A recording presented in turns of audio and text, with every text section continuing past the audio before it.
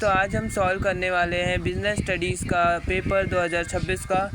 तो हमने 10 क्वेश्चन पहले पार्ट में सॉल्व कर लिए थे, आगे के 10 क्वेश्चन हम सॉल्व करते हैं। तो चलिए स्टार्ट करते हैं वीडियो को। तो 11th क्वेश्चन है हमारा, there are two statement assertion and reason. तो असर्शन क्या है हमारा, controlling should not be misunderstood as the last function of management. तो असर्शन में बोला है कि हमें कंट्रोलिंग को लास्ट फंक्शन ऑफ मैनेजमेंट नहीं समझना चाहिए, ऐसी भूल नहीं करनी चाहिए। तो ये असर्शन हमारा सही है, क्योंकि जब भी कंट्रोलिंग में जब भी हमारा जो मतलब प्लान होता है वो एग्जीक्यूट नहीं होता है अच्छे से, तो हमें फिर से उसे प्लान को बनाना पड़ता है। तो कंट्रोलिंग जो है वो एक तरह से हमें बैक टू द मतलब प्लानिंग फंक्शन में ले जाता है। और रीज़न भी वही दे रखा है जो मैंने बोला कि जो कंट्रोलिंग फंक्शन है वो मैनेजमेंट साइकिल को प्लानिंग फंक्शन के बैक कर देता है। तो असर्शन और रीज़न ट्रू है, और रीज़न जो है असर्शन को एक्सप्लेन कर रहा है। तो 11th क्वेश्चन का आंसर होगा हमारा डी। अब हम 12th क्वेश्चन पे चलते हैं। Ramesh wanted to buy a room heater as it had become extremely cold. He went to the nearby market in search of a good room heater. तो इसमें बोला गया है रमेश जो है रूम हीटर बाय करना चाहता है जो मतलब इतनी ठंडी में उसे मतलब राहत दे सके। ही वेंट टू द मतलब वो मार्केट जाता है गुड मतलब अच्छा रूम हीटर देखने के लिए। He first visited few big shops selling branded heaters and checked the design, quality and the price. Walking through the market, he saw a roadside shop displaying an attractive room heater. He walked into the shop to inquire about the room heater. The shopkeeper demonstrated how the heater worked and simultaneously explained its quality, like its rotating function, auto cut, etc. Ramesh asked about its price and deciding to buy it. As in comparison to other room heater, it was cheaper and had additional feature. However, while focusing on the price and featuring, he did not check the ISC mark. ये हमारा बहुत ही important line है exam point of view से, क्योंकि इसमें बोला है क्या नाम है वो चेक नहीं करता है ISI मार्क जो होता है हमारा इलेक्ट्रॉनिक डिवाइस पे जो मार्क होता है वो उसने चेक नहीं किया, और वो जो हीटर है उसे सस्ते में पड़ गया, जो भारी भी पड़ सकता है आगे चल के, उसे नुकसान कर सकता है। और the label which display the date of manufacturing safety feature, उनने कुछ चेक नहीं किया, label date of manufacturing safety ये सब चेक नहीं किया। The right exercise by Ramesh in the above case. तो इसमें सीधा बोला गया है कि वो रूम हीटर ख़रीदने गया है और उसने ISC मार्क चेक नहीं किया, उनने बहुत सारी शॉप में देखा। तो इसमें हमारा जो राइट एक्सरसाइज किया गया है वो है राइट टू चूज़ और बी कि उसके पास अधिकार है कि कोई सा भी वो गुड अपनी मनचाह खरीद सकता है और उससे उस क्वालिटी जो भी उसे क्वालिटी पसंद आती है वो अपने हिसाब से ख़रीद सकता है। तो इसका आंसर हो जाएगा हमारा right to choose and right to be assured. अब हम चलते हैं अपने नेक्स्ट क्वेश्चन पे। Since business environment consists of numerous interrelatedness and dynamic conditions or forces which arises from different sources, it becomes difficult to comprehend at once what exactly constitutes a given environment.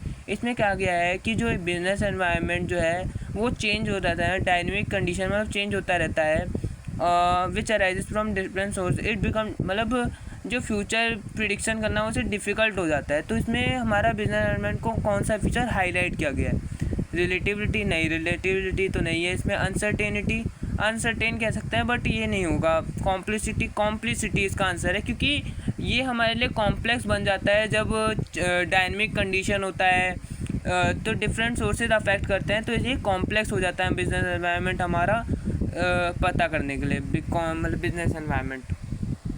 अब हम चलते हैं next question पे। 14th question है हमारा, the process of estimating the fund requirement of a business and specifying the sources of fund is called trading on equity, capital budgeting in decision. ये बहुत important है गाइस, जो capital budgeting decision है इसका दूसरा नाम है लॉन्ग टर्म इन्वेस्टमेंट डिसीजन, तो इसको याद करके जाइएगा, ये दूसरा नाम है उसका, कभी कभी फंसाने के लिए ऐसे पूछ देते हैं। सी है हमारा फाइनेंशियल मैनेजमेंट, 4th हमारा फाइनेंशियल प्लानिंग। तो इसमें इसका आंसर हमारा फाइनेंशियल प्लानिंग हो जाएगा, क्योंकि इसमें बोला गया है जो बिज़नेस में जो एस्टिमेशन करते हैं हम कितना फ़ंड चाहिए, कहाँ मतलब फ़ंड का यूज़ होता है, कहाँ मतलब होना चाहिए आगे, तो हम क्या करते हैं, हम फाइनेंशियल प्लानिंग करते हैं कि कहाँ बजट, हम कहाँ अपना पैसा यूज़ करेंगे, कौन से रिसोर्सेज को ख़रीदेंगे, तो हमारा इसका आंसर हो जाएगा फाइनेंशियल प्लानिंग।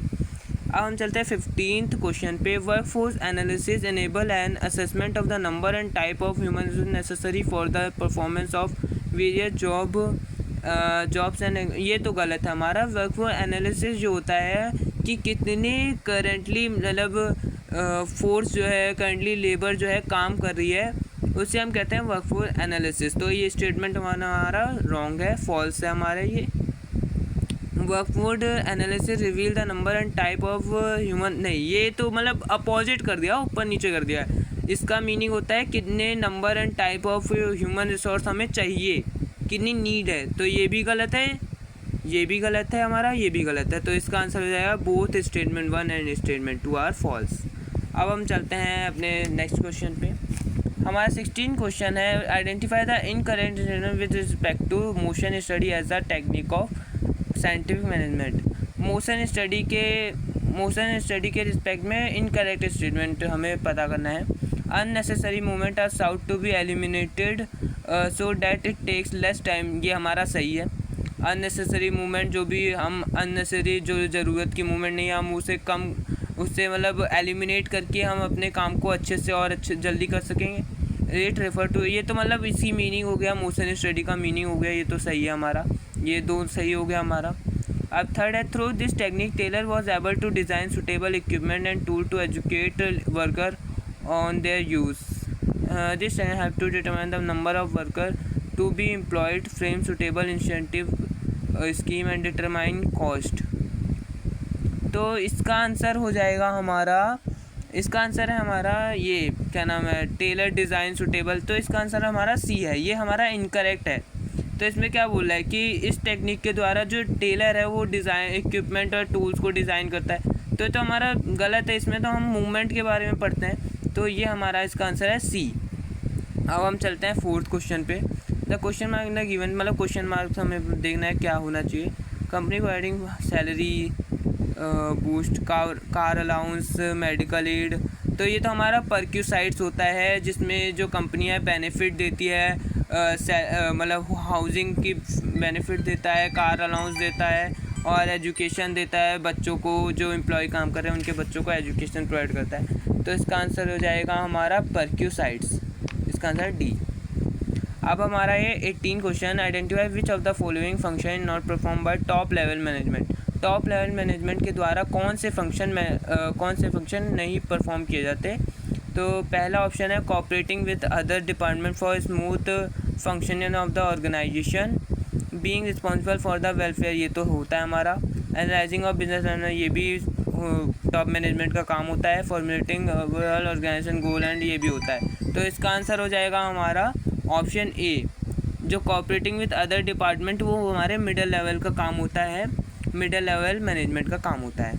अब 19 क्वेश्चन है, match the non financial initiative given in the employee participation. Employee participation हमारा हो जाता है organisation climate, employee empowerment and status.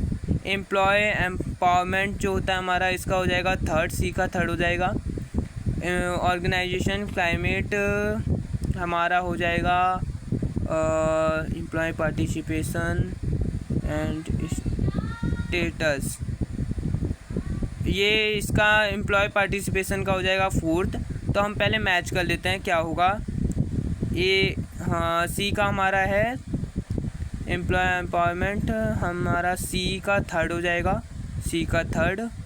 तो हमारा एक ही ऑप्शन में थर्ड आ रहा है, तो इसका आंसर हमारा सी हो जाएगा। तो इसका आंसर हमारा सी, 19 का सी हो जाएगा। अब हम चलते हैं 20th क्वेश्चन पे।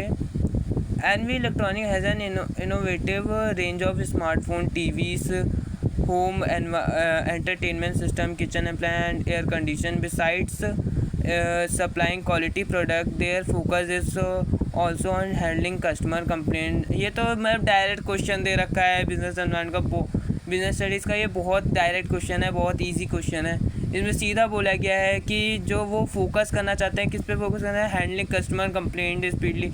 तो ये सीधी बात कर रहे हैं कि कस्टमर सपोर्ट सर्विस की इसमें इधर बात की जा रही है, तो इसका आंसर हो जाएगा कस्टमर सपोर्ट सर्विस। तो थैंक यू गाइस, आज के लिए इतना ही। प्लीज़ हमें सपोर्ट कीजिए, हमारे चैनल को लाइक कीजिए, सब्सक्राइब कीजिए और ज़्यादा से ज़्यादा हमें सपोर्ट कीजिए, जिससे हम आगे और वीडियोस ला सकें।